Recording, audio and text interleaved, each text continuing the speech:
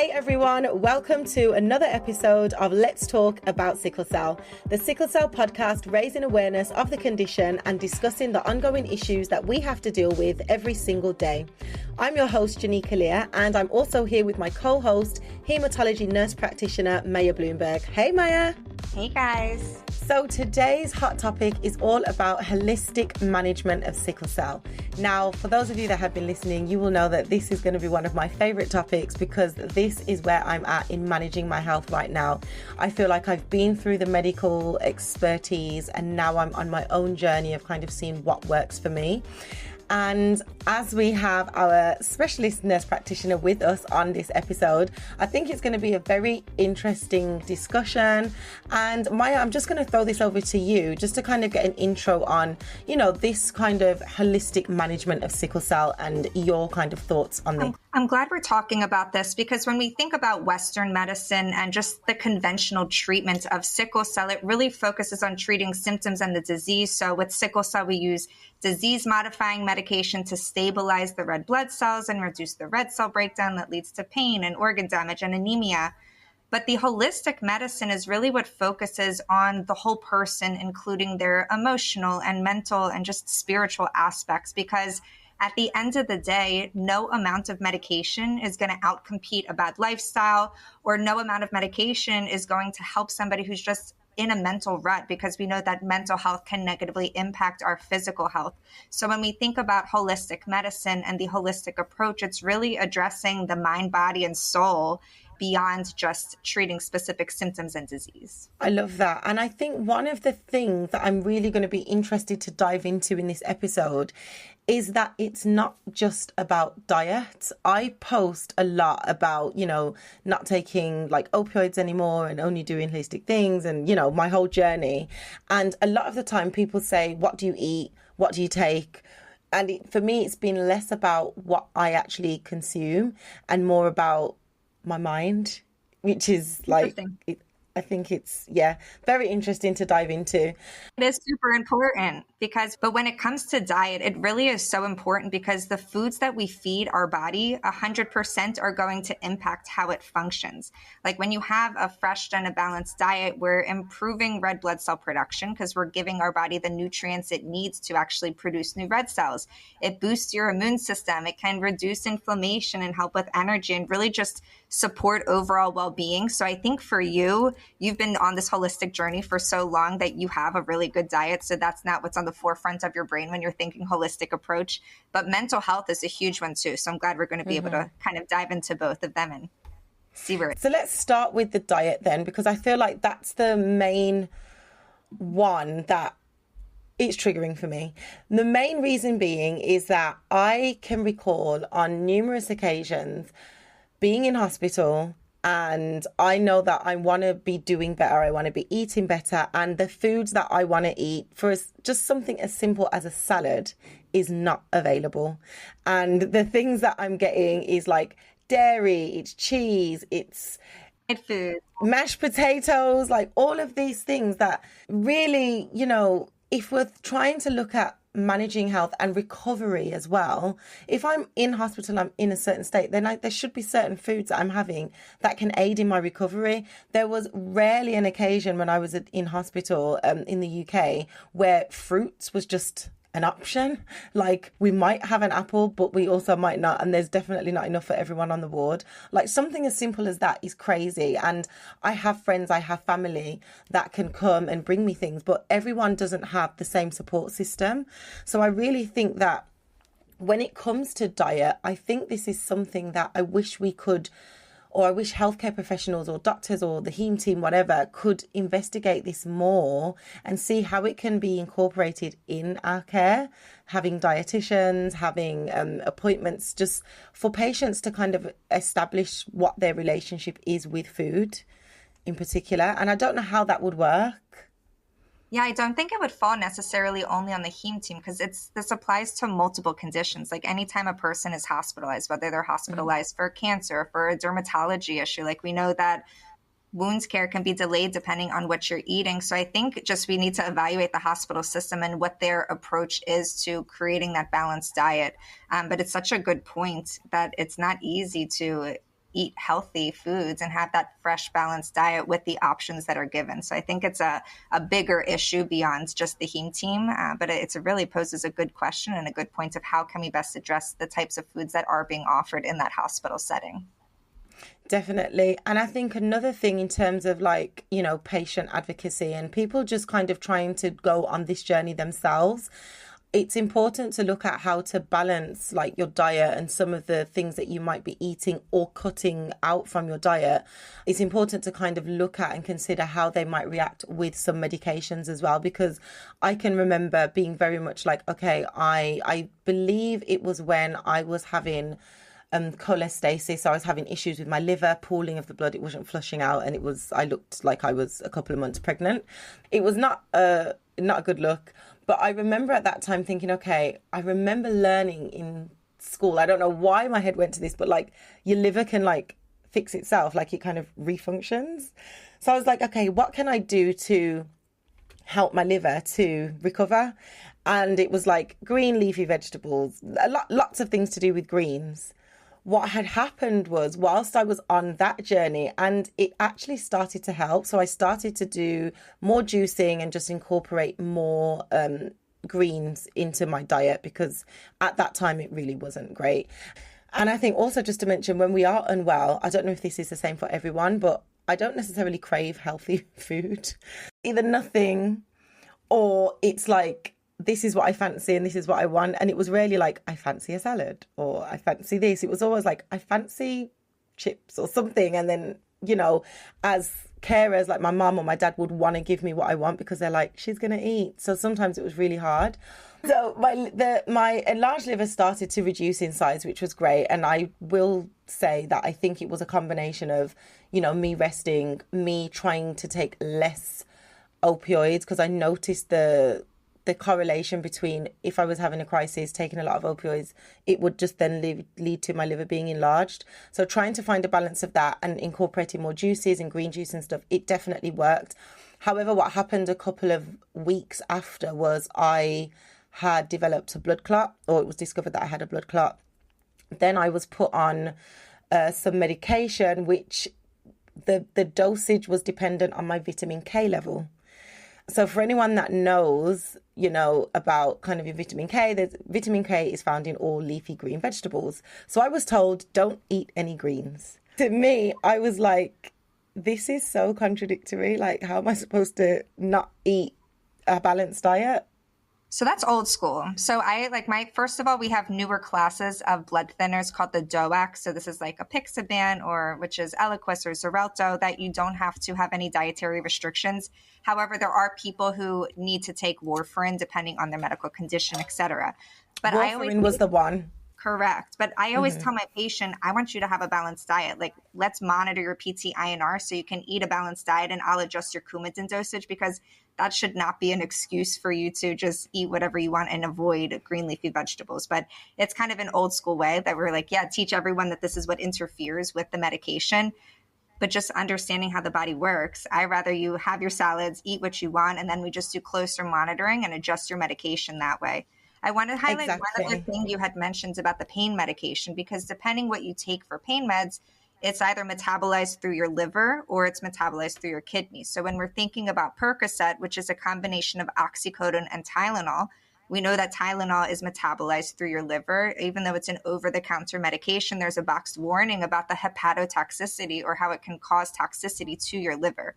So if I notice that a patient is having liver dysfunction, either from sickle cell or from iron overload from repeated transfusions, I usually will just prescribe oxycodone. I feel like Tylenol really only helps with fever, maybe headaches. I do have some patients who swear Percocet works better than oxycodone, but in reality, the oxycodone is the active ingredient, which just turns off that switch in your brain to reduce pain. So if you do have any liver dysfunction, this is where you'd want to request oxycodone as opposed to Percocet, just to try to minimize your exposure to medicines that could damage your liver.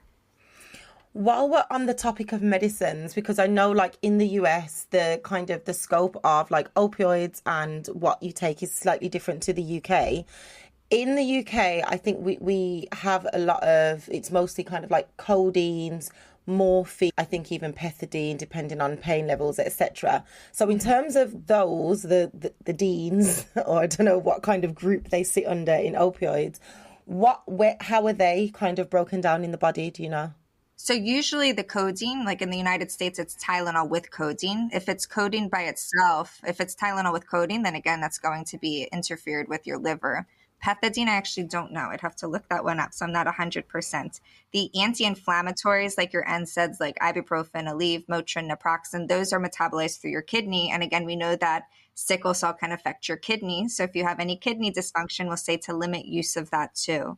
I do want to kind of highlight though, just before we move on, because I know we're going to tie in mental health, but I feel like there is always a lot of dialogue surrounding sickle cell and nutrition and what type of nutrients one would want to consider from a sickle cell standpoint. So I kind of want to break that down. And I think you probably are already doing all of this in your diet. So you can kind of give some tips for what type of meals or foods or juices, et cetera, that kind of check off all these boxes. But when we're thinking about nutrients to consider from a sickle cell standpoint, obviously people are always taking folic acid, but it's really those B vitamins, which are water soluble vitamins, which means the more water you drink, it's eliminated from your body faster, which is why recommending B complex vitamin or folic acid is important, because it is essentially supporting the red cell production. Vitamin D is another really important nutrient to consider, because vitamin D is necessary to absorb calcium and keep your bones strong. And then a complication of sickle cell is avascular necrosis, where the bone can really just break down, deteriorate. And that's one of the leading causes of chronic pain in sickle cell. And pretty much every single one of my patients has low vitamin D. I live in the sunny state of Florida, and we have actually the highest rates of vitamin D deficiency in the country.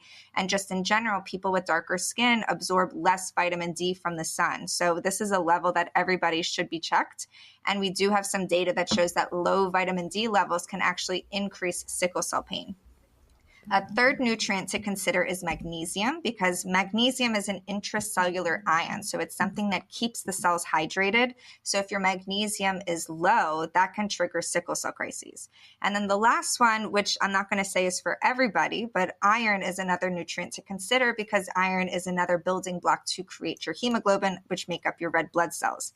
That being said, individuals with hemoglobin SS, especially those are chronically transfused, those with sickle beta thalassemia, because thalassemia have a tendency to hyperabsorb iron. So if I were to eat a piece of steak and somebody with sickle beta thalassemia had the same piece of steak, they would absorb significantly more iron. So I don't want everyone to go home and be like, yeah, I need to increase my iron. Like if you have iron overload, I would limit the amount of iron. But if you don't, that is just another nutrient that you'd want to be mindful of in your diet to make sure that you're just, again, feeding your body with what it needs to function optimally and produce red cells, which was just a mouthful. So, I mean, I don't know if you want me to like break down what types of foods fall into each categories, but I think a lot of times people like to supplement and just take supplements. And at the end of the day, though, it's better to get your nutrients through your diet and not through supplements, because first, there's more bioavailability and they're more readily absorbed in your system. And taking too much supplements doesn't always mean better, and it could be potentially harmful. And my biggest concern is just that supplements aren't regulated. Like there's no safety or quality control, and oftentimes are going to cost more money than just eating nutrient-rich foods. So do I think supplementation is necessary? At times, yes, but I think if you can get the nutrients you need through your diet, that's going to give a big step up and leverage for that individual. 100%. I think for me, when I embarked on this journey, I definitely didn't have the funds to be getting all of these different supplements and things like that. And again, two of the things for me, one, the safety. There's so many different, like you say, you could walk into a health shop and you say, okay, I need vitamin B12 or whatever it is. And then there's like 7, 8. You don't know which one to choose. You don't know which one's going to be the best for you. And I guess on the back of that, the second thing that really concerned me was I feel like I've spent my whole entire life taking things, like I'm always swallowing a pill, swallowing a tablet, chewing something. I really looked forward and had this kind of idea of like my future of just not waking up and not having to take, 3 or 4 tablets or remembering to take things. I just really wanted to have, at least for some part or a short period of my life, where I didn't have to do that. So for me, it felt like taking more supplements on top of medication and everything just felt like it was defeating the object. So what you were saying with doing things through your diet, I think it's, I think that's the way forward. And for me, that's what I do. And what you said as well about looking at the type of sickle cell that you might have, whether it's thalassemia or beta thalassemia or sickle cell SS, whatever it is, it's important to know, which I think we always say this, sickle cell affects every individual differently. So I might be able to share exactly what I did, like a blueprint down to the T, and I wouldn't suggest someone else do exactly the same thing because it's likely to not work for you. I think it's important to do research. Google is your friend. You can literally look at what are the best food sources for vitamin D? What are the best food sources for iron? If you need iron, what things can you have that have less iron but can still give you other vitamins that you need depending on what type of sickle cell you have? I think this is really about doing the research. If we think of how we go to the hospital and rely on our doctors and medical professionals to give us the advice based on their knowledge of, studying in university and what they know about how the body works. I think this is the time where patients take that responsibility for themselves and they become their own doctors, so to speak. And you do your research into food, into diet, into how different foods can impact your body, and then make your own diet and see how it works. It's definitely trial and error, and it's definitely not overnight. I just want to make that very clear. I have been doing this for, I think, over 10 years, and I still haven't got like a blueprint. I change, I chop and change, and I definitely feel like as I've approached my 30s, my body's now changing. So certain foods that I used to love and enjoy now make me feel crappy, and it's just a whole balance, and it's definitely like an ongoing thing. So just like we go to hospital appointments every 6 weeks or 4 weeks or 6 months, wherever you are in your sickle cell journey, it's the same thing. You have to kind of reevaluate what you're doing, reevaluate and assess what you're consuming. And that also includes alcohol, things that you're drinking. And going on to the topic of drinking and being on holistic, some of the basic things like drinking water, big game changer, big game changer. Yeah.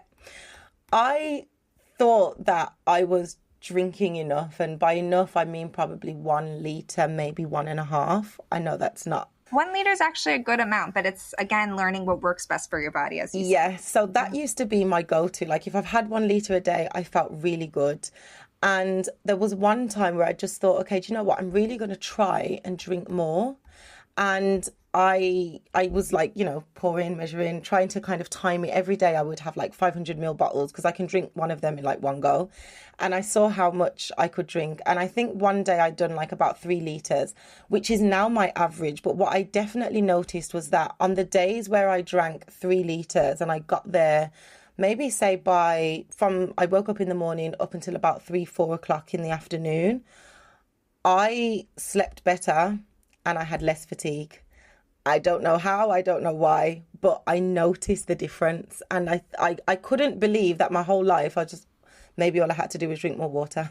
It sounds so simple, but realistically, I mean, dehydration is the number one cause of so many ailments, from headache and fatigue, dizziness and brain fog, which is just difficulty thinking clearly, processing it, concentrating, etc. So my big tip for my patients when it comes to drinking water, it's like first thing in the morning when you wake up, drink some water, because it's the longest period of time that your body's gone without drinking anything. And it also kickstarts your metabolism. It can boost it by 33%. So anybody on that weight loss journey, just use that as your first habit. The other thing is, since I'm talking about weight loss, what's interesting, our old research coordinator, she's from Jamaica. She worked with Dr. Sargent, for those listening in. He's a big name in the sickle cell world in Jamaica.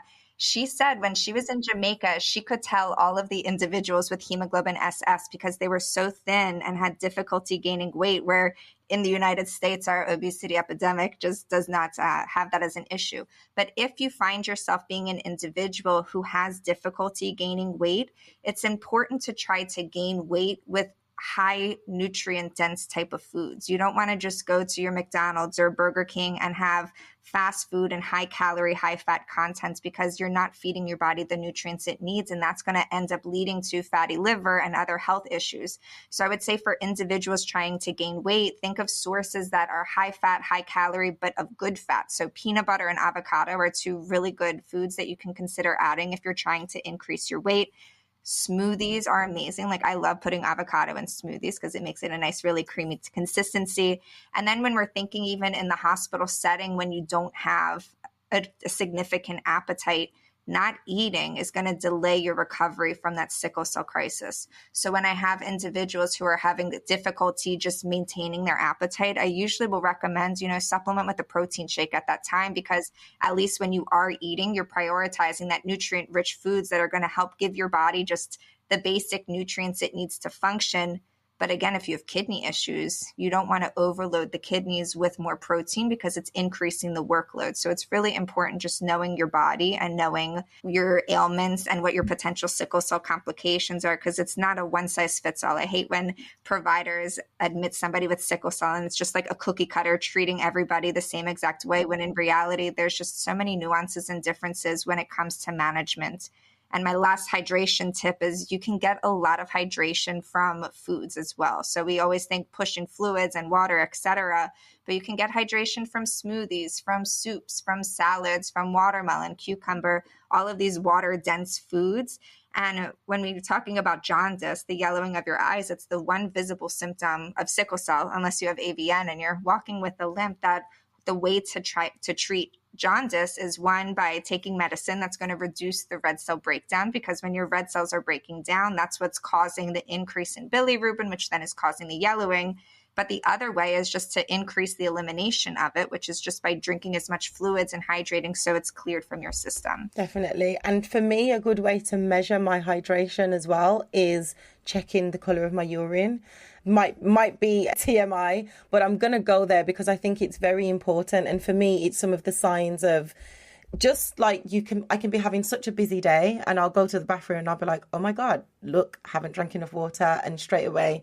And I never knew that my urine was darker than everybody else's in the world until, like, I don't know, going to sleepovers, or don't ask me why I've looked at other people's urines, but I didn't know that mine was different until, very late on in my life, that realizing, I think it might have been like when I was in a relationship maybe, and it was just like, oh my God. It's such a good point though, that you should be looking and monitoring your urine, because even myself, the darker your urine means that you need to drink more fluids, and it only takes your body, once you drink water, it takes your body 10 minutes to actually start being able to utilize it. And drinking, fun fact of the day, is drinking lukewarm water, your body can use it more readily than if you're drinking ice cold water, because your body has to heat it up so it can then use it and benefit from it. But I love my cold drinks. But just if you feel like you're really dehydrated and need something, just drink lukewarm water and your body will be able to use it. And you want your urine to be as pale, yellow and clear as possible. And the darker it is, the more dehydrated you are. But it can also be dark if your body is breaking down hemoglobin, because the bilirubin, again, accumulation can lead to that too.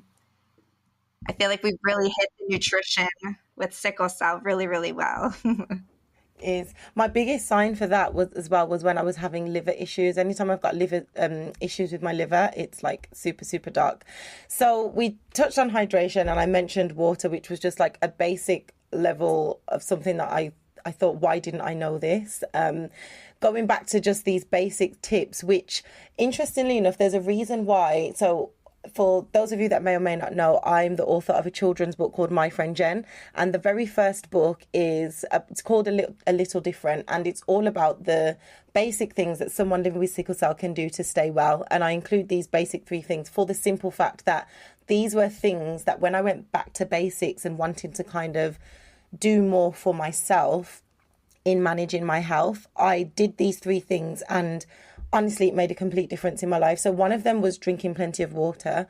The second one was getting lots of rest or sleep. And although we can say, I think with sickle cell, sometimes it can get confused with resting being not doing strenuous activities. I was quite was I active? I used to play netball and do a couple of things. So I think activeness is relative, but I definitely think rest and sleep is very important. Sometimes I will incorporate a day where I actually do nothing, and that just means that all I'm going to do today is sit.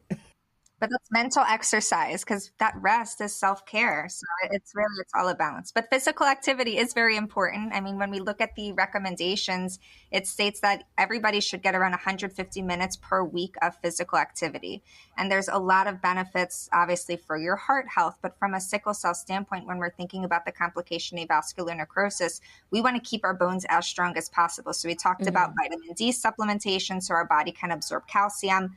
But doing bone loading exercises, which is something just as simple as walking, is going to help keep those bones really strong. And when we're thinking about just supporting the joint structure, maintaining a strong core, like it's not just about having a six pack, but when you have a good core strength, your spine is what's carrying your entire body load. So if you have a strong core, which is your abs, your obliques, your back, your shoulders, and your hips too, because the spine and hips are connected, you're decreasing the workload on your body. And it's just allowing you to help reduce back pain and hip pain and just support your day-to-day type of activities.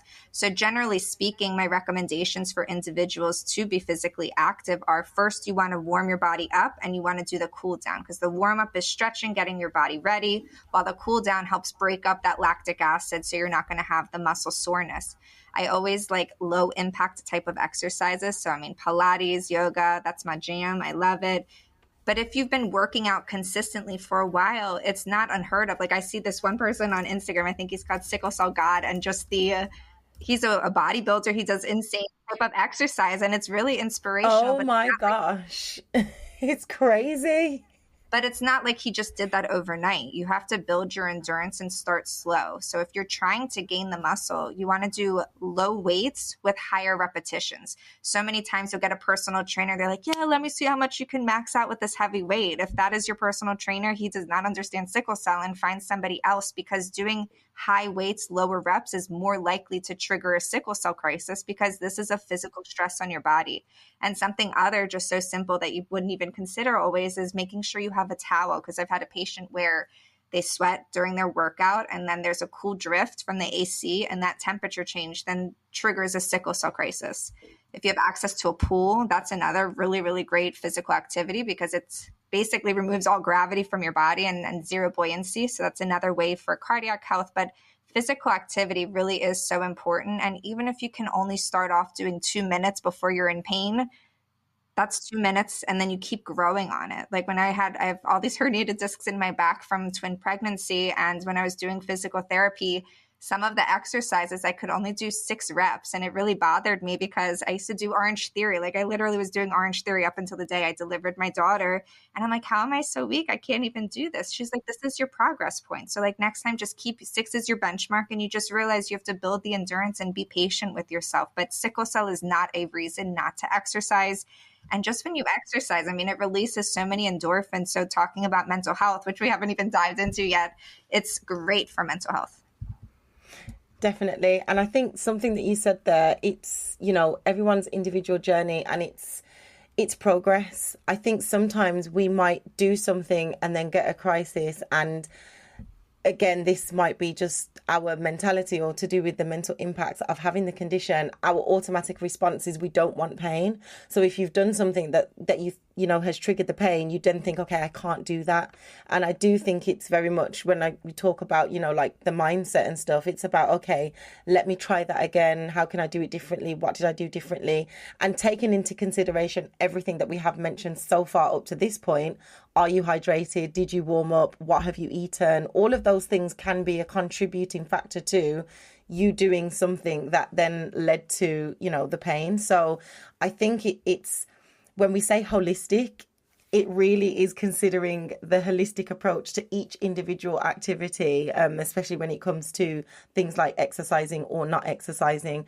I wanted to touch on like the sleep, because I really used to not sleep. I think I just call it, I never used to sleep. I would kind of just doze off in wherever I could get the sleep. I would try and get it, which then ended up not really me having any sort of deep sleep. And also me, once I woke up from sleeping, it felt like I hadn't slept at all. And I would sometimes wake up feeling more tired than I was. But I didn't realize that, sleep disturbances, particularly in adults with sickle cell, is really, really high. I think something like 44% of adult patients. Is it now higher? I don't even know. So I know that that's really high, and I couldn't really put my finger on what that was. I don't know if there's any research that has currently gone into, sleep. I know it could be a contributing factor to like low oxygen and, all that stuff going on in the body. But I definitely know that some of the holistic things that I've done, like I mentioned, just drinking more water throughout the day, definitely helped me sleep better. Again, when my vitamin D deficiency or whatever, when I was getting more vitamin D or my levels were better, I also noticed that I was sleeping more.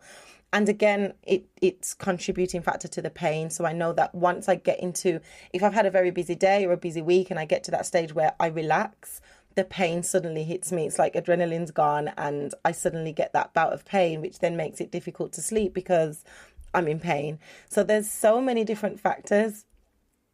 Yeah, there's so many different factors, and I don't know whether you can like shed some light on that or tips. I did share some tips on this, but I think I'll go through kind of like my journey like towards sort of the end of the episode. But anything to do with sleep? Yeah, I mean, sleep disturbances, as you said, really are prevalent among the sickle cell population, and not sleep deprivation or just not getting good quality sleep is a physical stress on your body, which can then trigger more sickle cell pain as well. Pain medications can contribute to poor sleep as well. So if you're taking narcotics right before bedtime, that decreases the amount of REM sleep, which is where you're having the full restorative type of sleep. If you're waking up in the middle of the night in pain, I will order a sleep study on my patients, because in my mind, if you're having middle of the night awakening in intense pain, are you having any drops of oxygen that's contributing to this? This could be because of sleep apnea. When we think of sleep apnea, we think about somebody who's really morbidly obese, but I have patients who are smaller than me, 100 pounds, and they just have a very narrow airway, or they have large tonsils that are contributing to that. So if you're noticing you're waking up in the middle of the night in sleep, talk to your provider. You can even just do a self-assessment yourself by getting a pulse oximeter, which is like my favorite medical device. You can get it on Amazon. You don't have to get an expensive one. Get the $10 when they have a flash sale, and put it on your finger when you're waking up in the middle of the night, because if it's low, below 90, 92% consistently, start taking slow, deep breaths, and that might be an indication that you could benefit from supplemental oxygen. Now, general sleep hygiene tips. So these are just tips for better sleep. They always say your bed is for two things: sleep and sex. Thinking about our bedroom, you want your bedroom to be a sacred place. You don't want to use it to watch TV and do your day-to-day type of things. You want to differentiate it so when you go into your bedroom, you know that it's sleep time. So this is where with my kids, I mean, since infancy, I had a bedtime routine. So they would know once we do bath, then we brush their teeth, then we read the book, the next step is then sleep. We have to do something similar for us as well. So figuring out what a good routine, a nighttime routine for you is really important, whether it's taking a shower, then brushing your teeth and reading a book. But create just a space where it's comfortable for you. You don't want to have any bright lights that are going to be stimulating. You don't want to look at your cell phone or an iPad or a tablet shortly before bedtime either. You see, our phones have nighttime features, but it's because that blue light is so stimulating.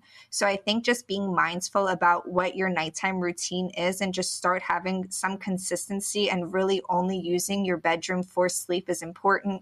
If you find yourself having to take narcotics at bedtime consistently, talk to your provider again, because we have different pain medication options that aren't narcotics that can help you sleep and can help address pain simultaneously, that won't necessarily interfere with the full restorative sleep that you're getting. I love that. Also want to mention, which I didn't know, but I've learned more since being in the Caribbean, is the temperature of the room.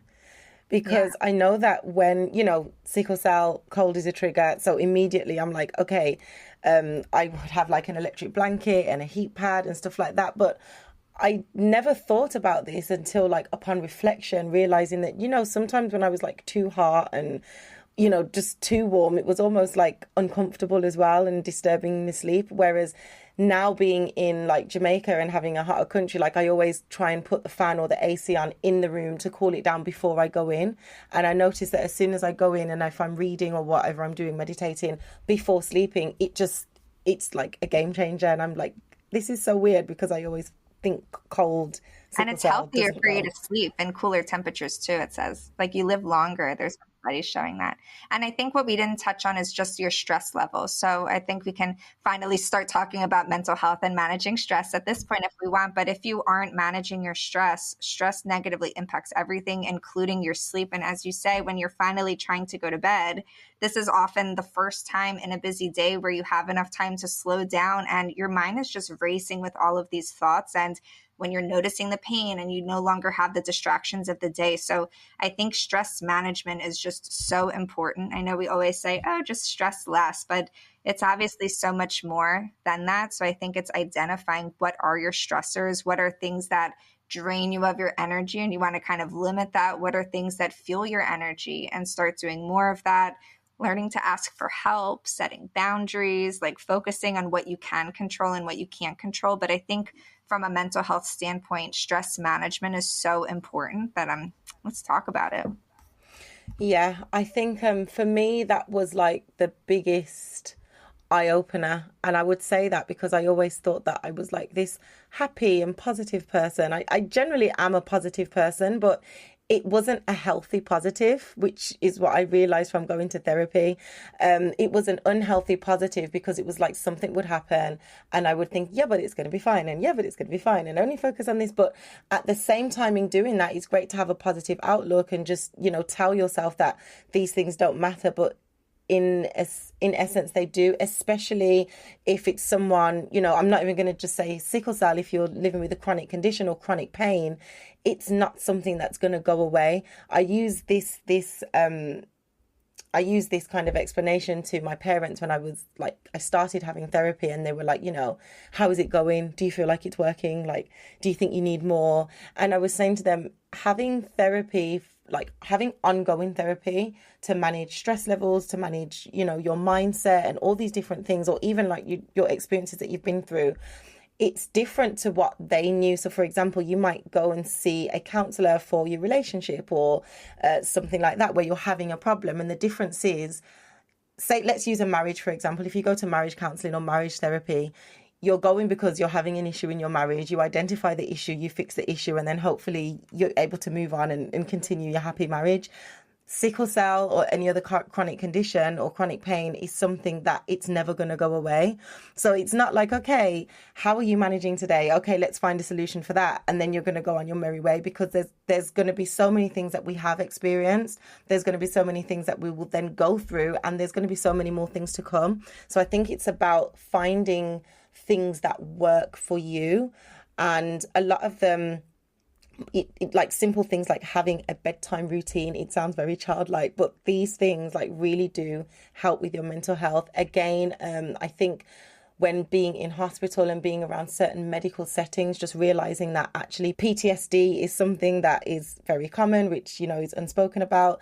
And then from PTSD, I used to get panic attacks, which I then would think was like a very bad sudden chest crisis because of PTSD. And there's so many different things. So one thing that I would say for anyone living with sickle cell, thalassemia, anyone who has to, go through chronic pain or constantly in the medical setting is, first of all, if therapy is an option, whether it's complementary, find out if it is. If not, find a way to speak to someone, because it really does make a complete difference. And also, I would say, be kind to yourself. It sounds very simple, but it makes the world of difference. Just not, if you're not, for example, if you're in hospital and you couldn't do anything that day, just being thankful that you woke up, sometimes it does make a difference. Trying to have not necessarily a positive outlook, but I think having dreams or having plans or making simple plans or steps, like if you're in hospital, I used to say, okay, or whatever day it is that I actually get out of the bed and sit on the chair is like the biggest accomplishment, and I would like praise myself and things like that. But yeah. It's amazing though. I mean, life is all about mindset, whether you have a chronic illness or not. Like I read this Yeah. quote the other day, or not even the other day, but it's just one of the mantras that stick with me where pain is inevitable, but suffering is optional. And it really just shows how our mindset impacts everything. Like when we think about what is a happy life, the happy life isn't the absence of bad things. I mean, shit, life happens, things are going to happen, that it's being able to navigate the challenges of life without having that emotional reactivity. But the first step of being able to do that is having the self awareness. So you talked about PTSD, which is post traumatic stress syndrome, disorder, if you're not familiar with that. And when we think about sickle cell, there are so many, so many, so many personal instances, and just witnessing others or even caregivers can have instances of medical trauma where maybe just from your pain being doubted and not being believed, and having under treatment of pain is a big one. I'm sure we've all heard the stories of warriors not being believed, and unfortunately that led to an untimely death. That there's so many factors that contribute to medical trauma. So if you're finding yourself in the hospital setting having anxiety or just cursing out the staff or being fearful, identify those symptoms, because a lot of times it's not the situation in front of you. There's just an inner part of you that's hurt that needs a little bit of healing. Like you and I mean, therapy is a godsend for me. I started going to therapy.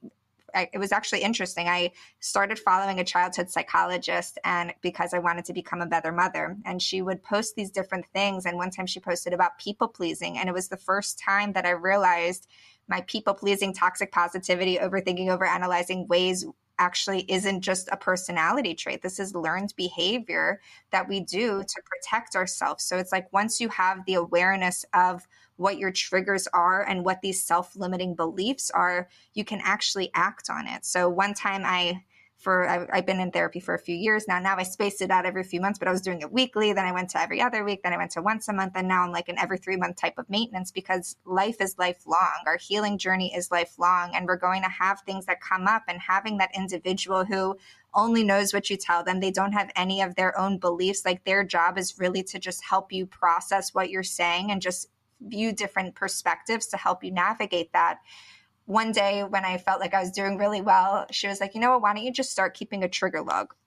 So for the 2 months, I just started writing every single time that I was triggered, and it allowed me to identify what those recurrent themes were. So I found anytime I lost control, I felt like I was being triggered. Anytime that I felt like I wasn't being heard or misunderstood was a trigger for me. So now when I'm being triggered, I used to like curse them out, like, why? I thought I was doing so well. But now I welcome my triggers, because at the end of the day, triggers are messages to us and identifying to us where we need to heal a little bit more, because we come up with these ways to kind of get through life when we're a child, because life is hard. That it's hard to think, like if you're been subject to abuse or had medical trauma, etc., our child brains aren't developed enough to really handle complex issues. So we kind of create these narratives to just justify why something would happen. But if you don't address that and it carries through you through adulthood, you're going to end up having angry outbursts, or you might find yourself just being the one who just screams and gets so angry anytime they're triggered. Or you might have that person who, if their friend crosses them the wrong way, they just cut them off and have that finite. Like, see what those recurrent themes are, because a lot of times you can get to the bottom. And when you become an adult, you have the ability to reparent yourself and give yourself the unconditional love. Like my therapist once said to me when I was going through an issue, she's like, if this was happening to Mika, that's my daughter, if this was happening to Mika, what would you say to her? And without even skipping a beat, I came up with the most beautiful response. And she's like, Maya, this is how you have to talk to yourself. And it was just one of those like aha moments that it's hard. It's a new skill.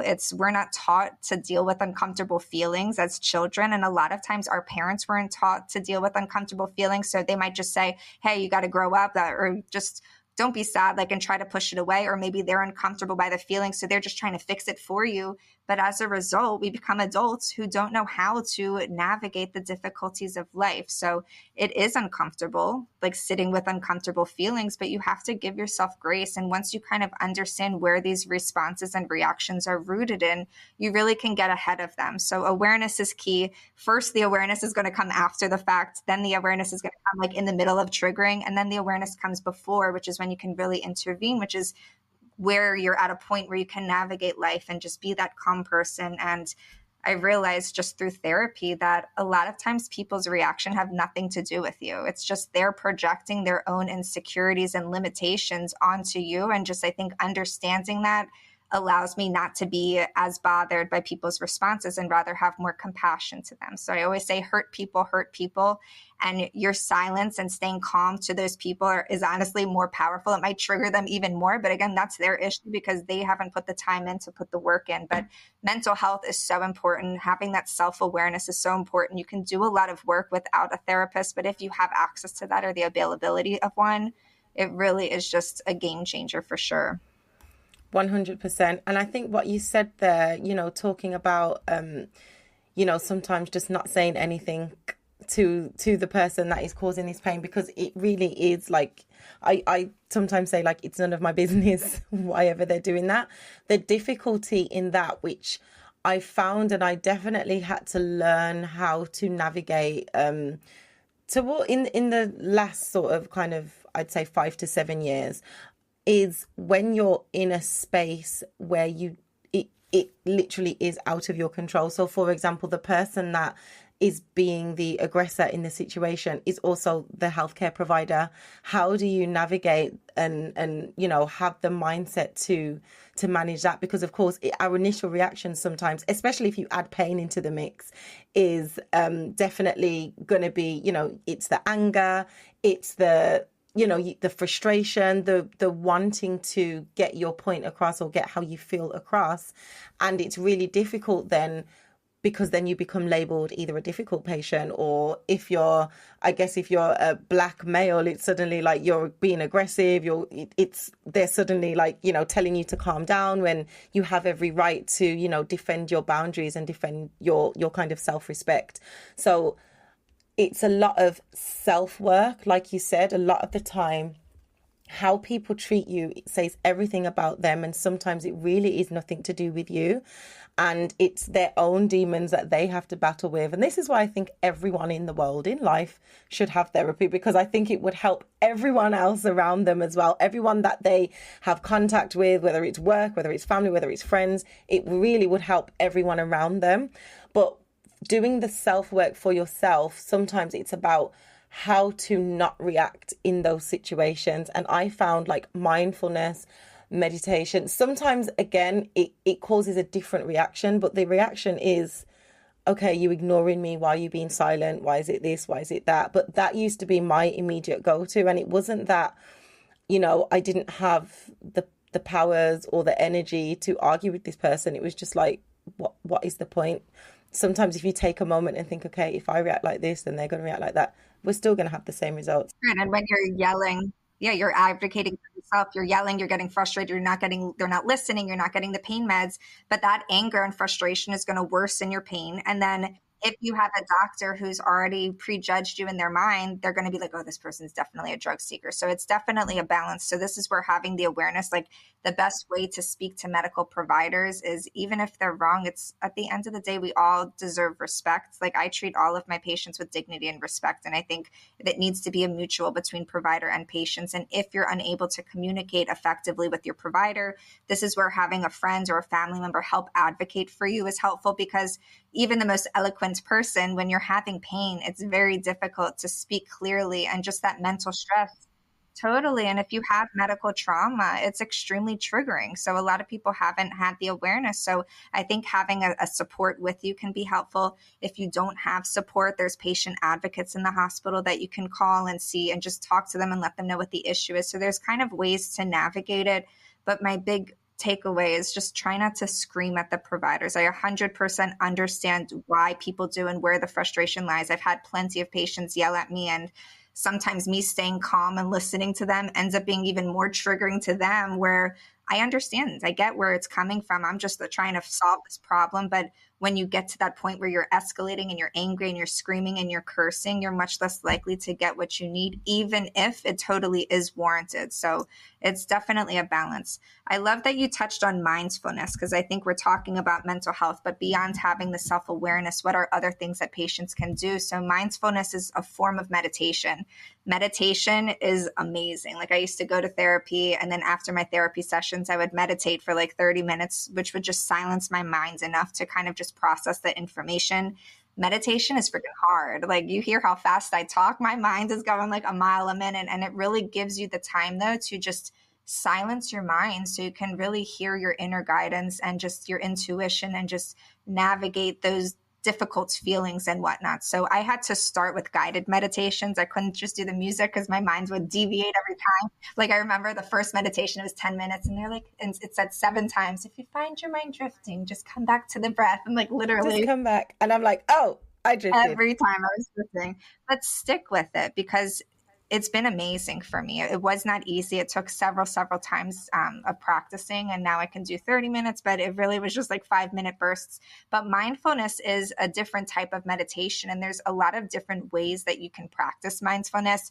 There's mindful eating. There's mindful drinking. You can do mindfulness when washing the sink or washing the dishes. Like, when I do the dishes, my husband thinks I'm crazy because I said this to him the other day, and I'm like, geez, I guess I have to like filter some of the things that I share, but I make the water a nice temperature. And it's like, I like think about the water bouncing off and the sound that it's making against the dishes. And it's just, again, you're taking your mind off of all of your thoughts throughout the day and just silencing that. So giving yourself time, that space to kind of think through the process and just think how you're feeling. It's really important to just check in with yourself and think, how am I feeling? Because a lot of times when if we're feeling off or feeling blocked, it's because we're not in alignment. So you mentioned like having goals. Do you have any goals? Because a lot of patients don't. And these are conversations that I have with my patients, because not everybody is as fortunate to have parents or family or be surrounded by people who are guiding them in the direction. But if you don't have any short or long-term goals, you're literally operating day to day. Like, that is not a fulfilling life. So just start thinking, like,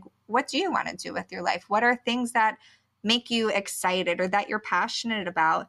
And when you think about goals, like, you don't want to be turned off and be like, oh, this is just way too big to ever do, because it's literally small actions lead to big change, and you just have to do small steps each day. So whether your goal is just to, like, I wake up every day and I'm like, what's my intention for the day? So like, if when it's on clinic day, my intention is I really want to just make a positive impact and make my patients feel good. When it's an administrative day, I have like assignments and things like all the way out until May. So I like write what I want to try to accomplish. So I'm intentional with how my day goes. That just figure out if you're blocked or you're just, when you're feeling stuck, it's because something's out of alignment. So check in with your body. Is it a matter of just being more physically active? Is it a matter of you needing to enhance your spiritual side with meditation or religion? Is it a matter of having to stimulate your brain and you want to read more or just expand your knowledge base? But I think just having goals is something so simple, but a lot of us don't really think about it. And the more intentional we can be, the more fulfilling of a life you'll have. I love that. And I think that's so important. And because I've always been someone that does set goals, I guess if we're calling it that, I think I've never thought of, that some people don't and literally live day to day.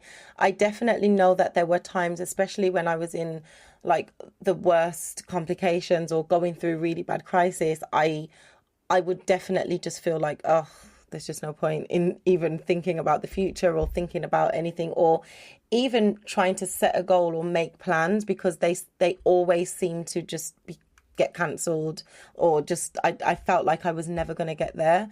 And sometimes, there's no time limit on these things. It's just like keep going and keep trying, keep going at them. I love that when you talked about mindfulness, because I thought I was weird for doing this, that you could do it in different spaces, like washing up and whatever. So my sink faces out to like a really nice hillside view, and I just I think that's also like my mindfulness time. But prior to that, because I've just moved, the time when I practice mindfulness the most is actually after I've come out of the shower and I'm moisturizing my body. Like, I'm putting on the lotion and I'm like focusing on each area and almost kind of like feeding myself with like kindness and love and asking how I'm feeling and, thinking about my intention of the day. So it's kind of like that's almost self-soothing as well, which I just thought I was weird for doing that. Like, but I'm making glad I'm not the only coffee. one. Making coffee is like the best mindfulness. When you think about the sounds of scooping the coffee and the dripping of the sound, like it's literally just detaching your minds from the constant thoughts. Like, even if you're drinking water, just think about the sensation going down, and it's just going down, literally like being in the present moment. So even if, and this was when I really felt like, this helped me. If I was in an uncomfortable situation, like for example, I was in the hospital or in pain, I would try and find something to focus on that was nice, or that made me happy, or that made me feel good, whether it was a sound, whether it was an action, whether it was like something like, sometimes I used to tap my fingertips or something, but focusing just on that in that moment, and thinking about how it makes me feel and the greatness of it, instead of everything else that's going on in your mind or around you. That is like, I don't know, definitely a good tip. So I feel like we could talk about this. We talked so much. Like, I don't think we'll be able to do it this episode, but we're totally going to have to do an episode on just pain management from a natural standpoint, and also just the alternative therapies that you can do, like acupuncture, massage, Reiki, etc. But I want to just kind of end the episode, and maybe you have some mantras that you really like. But when I'm having a difficult time, or for my patients who are having pain, I love the mantra, like, you've survived 100% of your hardest days. Like, it's life is mindset. So remember, pain is inevitable, but suffering is optional. I've survived 100% of my hardest days, and just try to find what affirmations can kind of have that subtle shift in that mentality, because those shifts, they really do make a big difference. That's true. I think one of mine that I always tell myself, it's not actually what you look at, it's what you see. So sometimes a situation presenting itself can be completely horrible. And I used to tell myself this, especially if I just randomly went into a crisis, which I hate. I hate when it's just like unplanned. There was no signs, no symptoms, and it happens. What I'm looking at is, I'm in pain, I'm unable to go to this event, I'm unable to do this work, I'm unable to do everything. But then what I see is, do you know what? Maybe I was tired and now I'm going to get like a week's rest because I have to. So sometimes it's not always about exactly what is actually presenting itself in that situation, but it's the person that's looking at it. So if you can just find a positive in any situation that you're going through, no matter how disastrous it is, I know it sounds crazy, but there might be something, like, even if it's that happened, but, you know, I looked good while it did happen. Even if it's something as simple as, you know, something terrible happened, but I looked good while it did happen, it's like a beautiful thing. So I think that's definitely one of mine. And I have so many. I think what I would say is, like, you know, follow Maya on her Instagram page. Her socials are definitely wherever you're listening to this. Definitely follow the Sickle Cell podcast as well. We put like a weekly quote for the week on there. You can definitely get some like nice mantras, positive tips, and just things to help you go about your days, go about your weeks. And I think this episode has kind of made me feel like maybe we should incorporate just other things, like how to practice mindfulness, how to practice meditation and things like that. I think this is like my favorite episode we've done so far. I mean, mental health is my jam. Definitely. So I'm really glad that we've deviated, and I think this is just the beginning. And if anybody is ever interested in specific topics, as always, just comment, send us DMs. We want to make sure that we're putting out the topics that you were most interested to listen to. So we hope you enjoyed this as much as we did. I've definitely loved this one. Thank you to everyone listening. Again, make sure you follow the Sickle Cell podcast. All of our socials and @ will be wherever you're listening to this or watching this. So just tap away or just look at the screen and then you'll see it, definitely. Thank you so much for listening, and we'll be back with more hot topics soon. Bye, everyone.